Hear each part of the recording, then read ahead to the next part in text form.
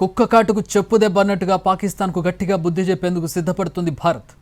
మన దేశ విమానాలను తమ దేశ గగనతలంలో తిరగనీయకుండా ఆంక్షలు విధించిన పాకిస్తాన్కు అంతకు మించి షాక్ ఇచ్చేందుకు సిద్ధపడుతోంది కేంద్ర ప్రభుత్వం. పాక్ ఎయిర్లైన్స్ విమానాలు మన గగనతలంలో తిరగనివ్వకుండా ఆంక్షలు విధించాలని భావిస్తోంది. ఇది మాత్రమే కాదు, పాకిస్తాన్ నౌకలు మన దేశ సముద్ర జలాల్లోకి ప్రవేశించకుండా ఆంక్షలు విధించే అవకాశం ఉంది.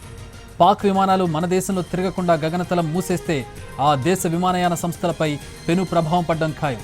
పాకిస్తాన్ నగరాల నుంచి సౌత్ ఈస్ట్ ఏషియా అంటే సింగపూర్, మలేషియా, థాయిలాండ్, వియత్నాంలకు వెళ్లే విమానాలు వెళ్లాలంటే మన దేశ గగనతలాన్ని దాటాల్సిందే. మధ్యలో భారత్ అనే సుదీర్ఘ విశాల భూమి ఉంది, దాన్ని దాటి మాత్రమే వెళ్లాల్సి ఉంటుంది. కానీ త్వరలో ఈ గగనతలాన్ని మూసేస్తే చైనా, శ్రీలంకల మీదుగా అంటే పైనుంచి చైనా మీదుగా, కింద నుంచి శ్రీలంక మీదుగా పాక్ విమానాలు తిరిగి వెళ్లాల్సి ఉంటుంది.